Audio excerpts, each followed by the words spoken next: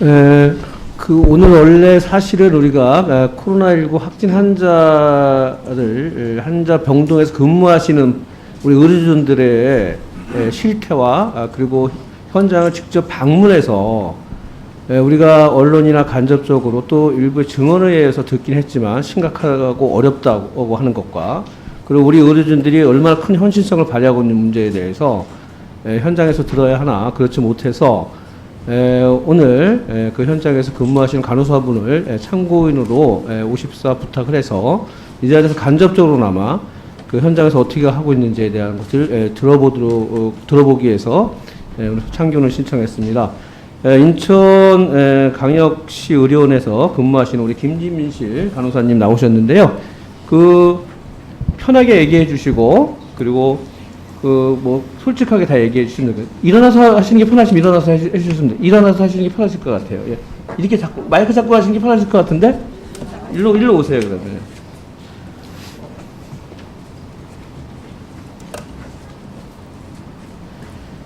저희들이 언론에 보면은 지금 코로나19 확진 환자분들이 이제 병동에서 근무하시는 간호사분들 들은 얘기지만 굉장히 무모하고 어려운 일들도 굉장히 많고 그리고 이게 일종의 갑질같이 하는 황당무계한 사례들이 굉장히 많다고 그러는데 현실은 어떤지 좀 얘기 좀 해주실래요? 매스컴에서도 많이 방영을 했겠지만 커피 심부름, 택배 전달하는 거, 배달 음식, 식단에 대한 불만, 호텔 수준의 서비스를 요청한다든가 언론 내용을 막 꼬투리 삼아서 간호사들에게 신경질 내고 투사하는 것. 또 이제 확진자가 많이 발생하다 보니까 우리가 한 다인시로 해서 한 병실에 3명이 입실을 하는 경우도 있었거든요. 그러면 계속 집요하게 1인실로 옮겨달라고 옮길 때까지 얘기하시는 분들도 있고요. 또 여유조차 주지 않고 다그치면서 확 재촉해서 빨리 들어오라고 말씀하시라 그래도 계속 들어오라 그래서 이렇게 분주하게 보고 있고 들어가면 의료와 관련 없는 이제 개인적인 요구들을 하신다든가 이런 것들은 늘 있었습니다. 계속 있었었고요. 근데 사실은 이게 격리를 하다 보니까 환자들이 당연히 출입 제한을 하기 때문에 본인 스스로가 왔다 갔다 할 수 없고 그러니까 저희들한테 많이 요청을 하고 환자 스스로도 많이 답답하고 힘들었을 거예요. 근데 이런 일들이 너무 과하고 자주 일어나고 또 환자들이 많아지면서 당당하고 그러다 보니까 실질적으로 저희들이 업무를 할 때도 많이 방해가 됐었어요. 그래서 이런 부분에 대해서 이 과정이 더 많이 힘들었던 것 같습니다. 이해시키고 협조를 요청하고 저희들의 상황을 얘기하고 이러면서 이제 간호사 스스로가 많이 소진되고 과연 내가 전문직으로서의 이 일이 맞는가에 대한 어떤 자기 스스로 자부심도 좀 떨어지고 자존감도 저하되는 이런 일들입니다. 그리고 처우나 지금 업무 강도, 근무 환경 이런 것이 굉장히 열악한 걸로 알고 있는데 가장 심적으로 개선될 게 뭐라고 좀 생각하세요? 보호구를 혹시 입어보셨는지 모르겠는데요. 여기 이제 다 이렇게 반창고도 붙이고 그러는데요. 저희가 보호구를 입을 때는 방수용 전신 보호복이에요.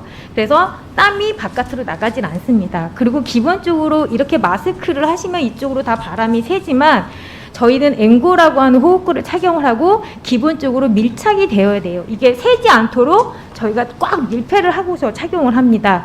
거기다가 이중 장갑을 착용을 하고 다음 거글을 착용을 하고 그다음에 신발을 신고 그렇게 해서 이제 보호구를 착용하고 들어가게 되는 거예요. 그러니까 간호사들이 계속 오면 선생님 손가락 사이사이 발바닥에서부터 땀이 나지 않는 곳이 없어요. 완전히 간호사들 표현을 빌리자면 찜질방에서 땀 빼고 나오는 기분이에요 라고 얘기를 해요. 속옷 다 젖고요. 그러니까 목욕을 하면서 타올을 감고서 간호사실에 있을 수밖에 없는 그런 상황입니다. 그런데 그런 부분에 대한 어떤 이제 그렇게 많이 시간을 공을 들이고 일을 하고 근무를 함에도 불구하고 이런 부분에 대해서 어떤 처우 개선이라든가 심리적 지원 체계라든가 이런 것들이 저희가 정말 실질적으로 해주고 있구나라는 거를 살갑게 닿지 못하고 거기에다가 있습니다. 간호사 한 분당 환자분 몇 분을 관리하시는 거예요? 기본적으로 평상시에는 간호간병 서비스할 때는 환자 10명당 한 명이고요. 중환자실은 3명당 1명입니다. 근데 아까 보호구 잠깐 말씀드렸지만요. 차 타기할 때 숙련된 사람도 10분 이상 걸리고요. 꼼꼼히 챙겨줘야 되면 20분 걸립니다. 그리고 탈이 벗는 과정만 하더라도 15분 이상의 소요가 됩니다. 저희가 8시간 근무를 하면서 기본적으로 2번 들어갔다 나왔다 하면 그 8시간에 1시간은 옷 입고 벗는 시간으로 소요가 된다라는 겁니다. 그런데다가 귀 막혔죠. 후드 썼으니까 입 다 막혔어요. 그러면 환자들하고 대화를 할 때도 더 집중해야 되고 더 주의를 드려야 한다라는 거죠. 게다가 치매 환자, 지적 장애 환자, 중증도 있는 환자들이 온다라고 얘기하면 당연히 환자 수를 줄여주든가 간호사 수를 늘려주셔야 되는데 사실 아직 이 중증도에 맞는 적절한 간호 인력을 어떻게 배치하라라는 기준조차가 없다라는 게 그래서 병원에 재량에 맡긴다라는 것 자체가 저희한테는 많이 힘들더라고요. 그 파업할 때는 어떠셨어요? 의사분들 파업하실 때는 뭐 괜찮았, 뭐 똑같았나요? 네, 그런 상황. 저희는 공공병원입니다. 그래서 전공의 선생님들이 파견을 오시고요. 대개는 낮에는 이제 파업을 할 때 담당 과장님이 낮에는 진료를 보셨고요. 그 다음 이제 밤에 전공의 선생님들이 주로 당직을 많이 세주셨는데 그것조차도 이제 파업 때문에 이제 파견이 안 됐던 거죠. 그러니까 간호사들이 다 일일이 또 전공의 눈으로 환자 상태를 확인하고 이거를 구두로 보고하고 구두 처방을 받아야 되는 거예요. 그러다 보니까 선생님들 혹시 아시겠지만 구두 처방은 환자 안전과 직결된 문제라 사실 하지 말도록 지양되는 방법입니다. 그런데 이 상황에서 굉장히 구두 처방이 많이 일어났었고요. 이러한 과정 중에서 사실 심리적 부담감, 이런 업무에 대한 부담감은 다 간호사의 몫이 아니었을까라는 생각을 합니다. 자, 그리고 시간이 원래 보셨지만 허락하는 한도가 있어서 지금 오셨으니까 여기 우리 의원님들도 계시고 그러니까 장관님도 계시고 가장 하시고 싶은 말씀을 여기 천천히 하셔도 돼요. 충분히 하시고 가셨으면 좋겠습니다. 네. 확진자 병동에 이제 간호사들한테 물어보면 전담 간호사들의 가장 큰 불안은 이제 가족에 대한 염려예요. 그리고 이제 외부로부터 갔었을 때 저희는 정말 그럴 거라고 얘기를 하지만 진료조차도 그냥 외래 로컬을 거부하는 경우도 많이 있었고요.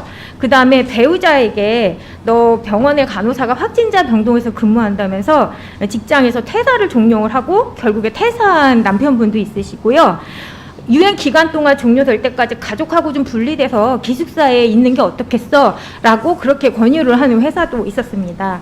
그리고 간호사들 밥 먹을 때 저희 분리해서 먹거든요. 그래서 직원 식당에 내려가지 않고 따로 확진자 병동에서 도시락으로 먹어요. 그리고 그러다 보니까 이 분리된 것들이 습관이 돼서 집에 가서도 혼자서 밥 먹고 왜 아이들한테 노출될까봐 혼자서 밥 먹고 혼자서 잠자고 거의 격리된 생활을 하고 있습니다. 시간 좀만 더 주세요. 1분만요. 네, 격리된 생활을 하고 있습니다. 그래서 사실은 퇴원 후에도 업무의 연장이라는 생각을 많이 하고 있었고요. 이런 것들이 굉장히 장기화되면서 의료진들에게 계속 이렇게 힘듦과 어려움으로 다가오고 있습니다.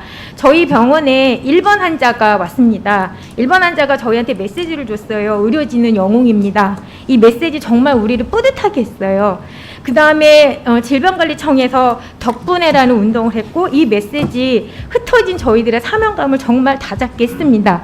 근데 거의 1년이 지나가죠. 근데 어떠한 보상이라든지 이런 지원 체계 없습니다. 제가 다시 한번 이 자리에서 부탁드리는 거는 저희들이 정말 영웅이면 영웅의 품위를 좀 품위를 좀 저희들을 지켜주셨으면 하는 거고요. 저희도 덕분에 정말 감사합니다라는 그런 부탁, 정말 감사의 메시지가 저희 스스로 응답이 될 수 있도록 그러한 일들이 좀 일어났으면 하는 마지막으로 이렇게 인사드리겠습니다. 네, 감사합니다. 네, 말씀 마무리해 주시고요. 네.